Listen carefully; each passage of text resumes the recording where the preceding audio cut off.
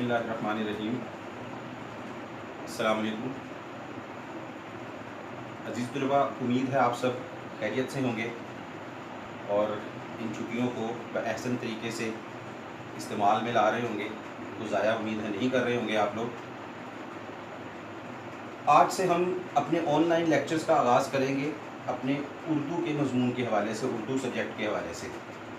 تو جب ہماری یہ چھٹیاں ہوئیں، یہ بیچ میں گیپ آیا، تو ہم سبق نمبر 4 پر تھے، جو کہ عنوان ہے جس کا شاعروں کے لطیفے۔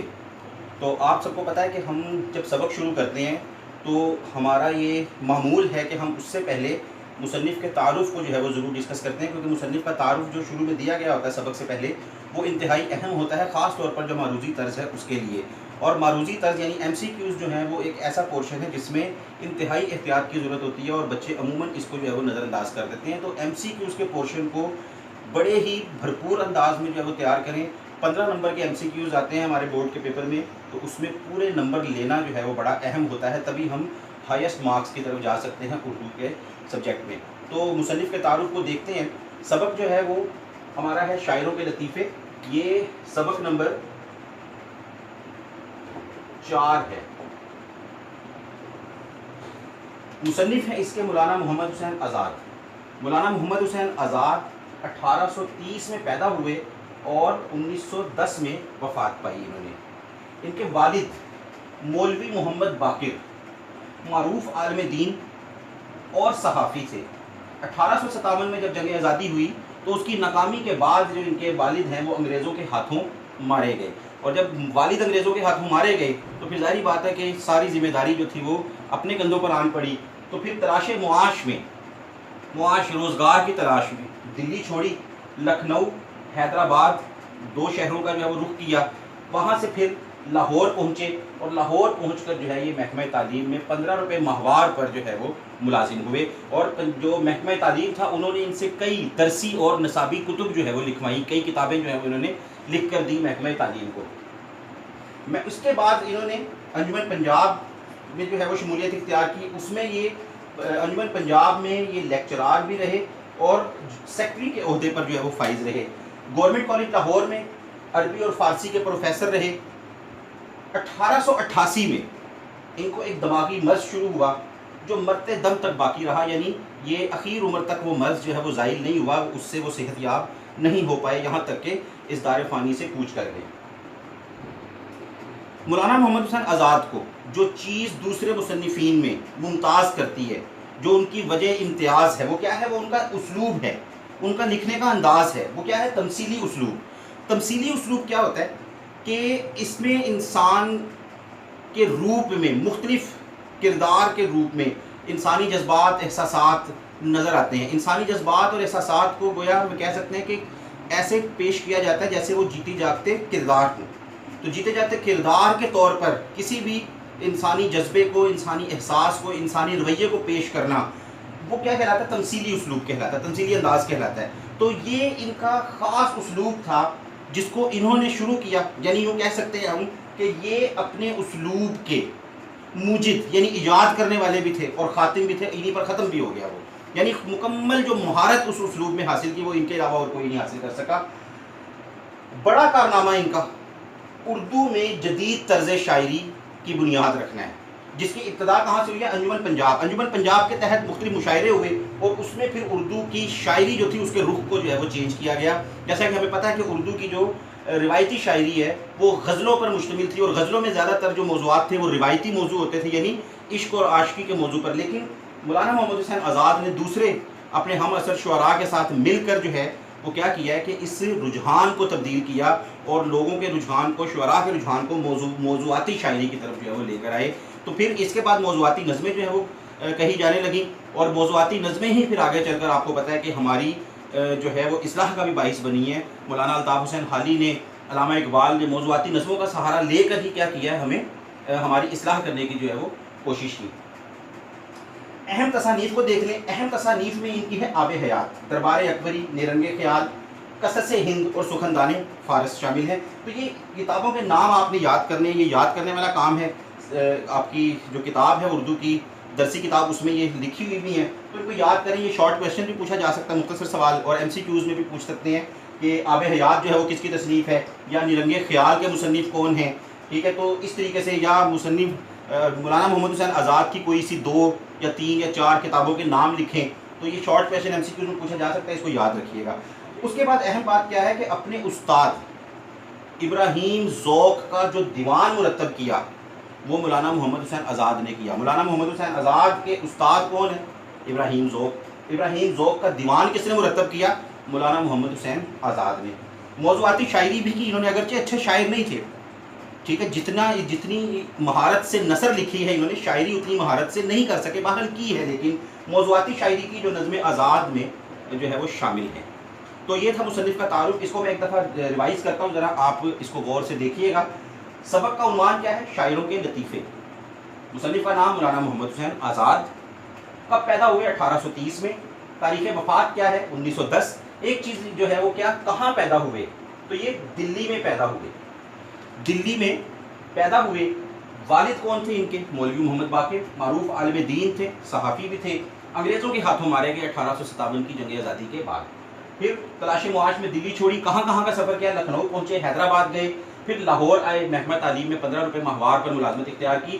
محکمہ تعلیم میں کتنے روپے ماہوار پر ملازم ہوئے؟ 15 روپے ماہوار پر. یہ چھوٹی چھوٹی چیزیں ہوتی ہیں جو ایم سی کیوز کی شکل میں پوچھی جاتی ہیں، ان کا خیال رکھنا ہے. دماغی مرض شروع ہوا. کب شروع ہوا؟ 1888 میں.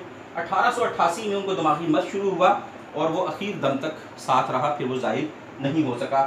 وجہ امتیاز کیا ہے؟ ان کی تمثیلی اسلوب، یا یوں کہہ سکتے ہیں مولانا محمد حسین آزاد کا اسلوب کیا ہے؟ تو کیا کہیں گے ہم؟ تمثیلی اسلوب ہے. تو اس کو ذرا یاد رکھیے گا. تقسیم نگاری، پیکر تراشی، ان کی تصنیف کی، ان کی تحریر کی نمایاں خوبیاں ہیں. اہم تصانیف کون کون سی ہیں یہ یاد رکھنا ہے آپ نے. آب حیات، دربار اکبری، نیرنگ خیال، قصص ہند اور سخندان فارس. اپنے استاد ابراہیم ذوق کا دیوان انہوں نے مرتب کیا. استاد ابراہیم ذوق کا دیوان کس نے مرتب کیا؟ مولانا محمد حسین آزاد نے.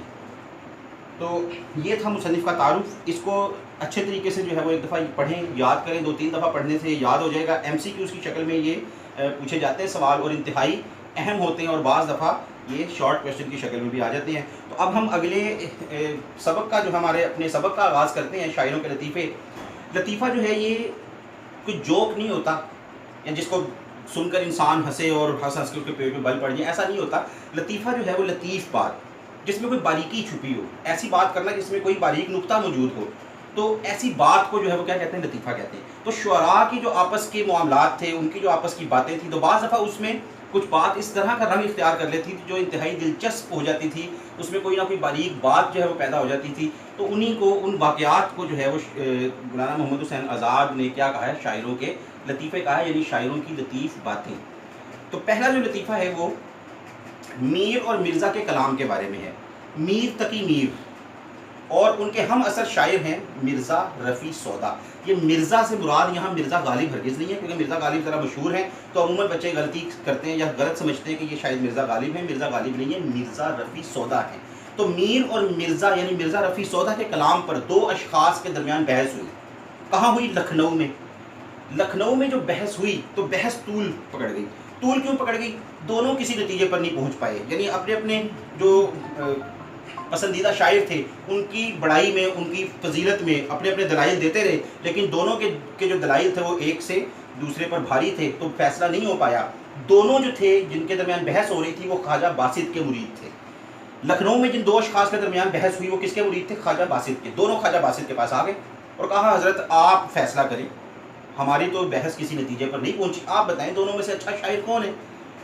خواجہ باسط نے جب بات سنی تو انہوں نے انتہائی انصاف پسندی سے کام لیتے ہوئے انتہائی معتدل تبصرہ جو ہے وہ کیا، انتہائی اعتدال میں رہتے ہوئے، انتہائی مؤثر.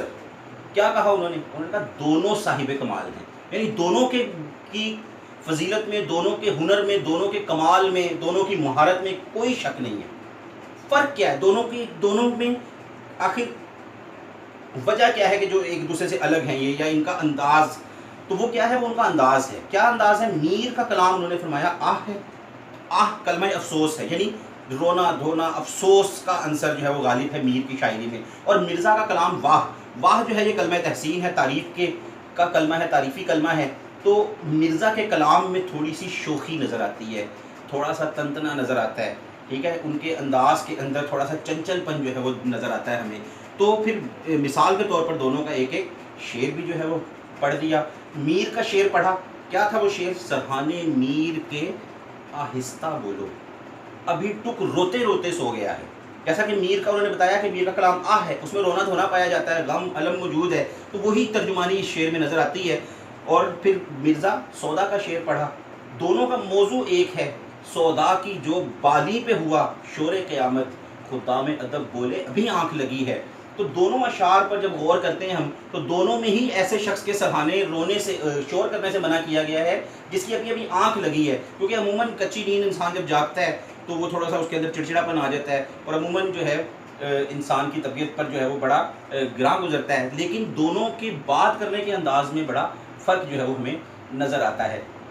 تو یہ جو مرزا کا جو میر کا جو شعر تھا، سرہانے میر کے آہستہ بولو ابھی ٹک روتے روتے سو گیا ہے، یہ شعر ان کے مرزا سودا کے چاہنے والے نے ان کو سنایا تو وہ مسکرائے اور کہا کہ شعر تو میر کا ہے لیکن داد خواہی ان کی ددا کی معلوم ہوتی ہے. ددا جو ہے وہ بچوں کو کھلانے والی، پالنے والی، جو عموماً جو گھروں میں رکھ لی جاتی ہیں عورتیں جو بچوں کو کھلاتی ہیں، ان کی دیکھ بھال کرتی ہیں، ان کو کھلانے وغیرہ کا کام کرتی ہیں، اس کو ددا کہتے ہیں. تو انداز وہی تھا، سرہانے میر کے آہستہ بولو ابھی ٹک روتے روتے سو گیا. جیسے کوئی ماں یا کوئی بچوں کو کھلانے والی عورت بچے کو سلا کے پھر دوسروں کو منع کرتی ہے کہ شور نہ کرو، ابھی روتے روتے سویا، پھر اٹھے گا، پھر تنگ کرے گا. تو وہی انداز جو ہے وہ نظر آتا ہے. تو یہ چیز اچھا، جو خواجہ باسط نے تبصرہ کیا ہے اس پہ کہ دونوں صاحب کمال ہیں، میر کا کلام مرزا کا کلام واہ، یہ ایسا تبصرہ ہے، ایسی تنقید ہے کہ آج بھی معتبر مانی جاتی ہے. آج کے بھی بڑے بڑے تنقید نگار اس بات کا اعتراف کرتے ہیں کہ خواجہ باسط نے جو تبصرہ کیا دونوں کے کلام پر، وہ انتہائی مختصر، انتہائی جامع اور انتہائی مدلل تبصرہ تھا، جس کو آج بھی جو بڑے بڑے تنقید نگار ہیں وہ مانتے ہیں. تو اس سے ہمیں خواجہ باسط کی تنقیدی صلاحیتوں کا پتہ لگتا ہے، ان کی شاعری کی جو تفہیم ہے شعراء سے، جو ان کا شعراء کے لب و لہجے کو سمجھنا، ان کی رجحان کو سمجھنا، یہ ساری چیزیں ہمیں پتہ دیتی ہیں اس واقعے کے ذریعے. تو عزیز طلباء، یہ آج ہم نے سبق کے حوالے سے مصنف کا تعارف پڑھا. اس کو آپ لوگوں نے یاد کرنا ہے، اس کو سمجھنا ہے. اس کے جو متعلقہ MCQs آپ کے نوٹس میں پرووائڈ کیے گئے ہیں ان کو اچھے طریقے سے یاد کریں گے.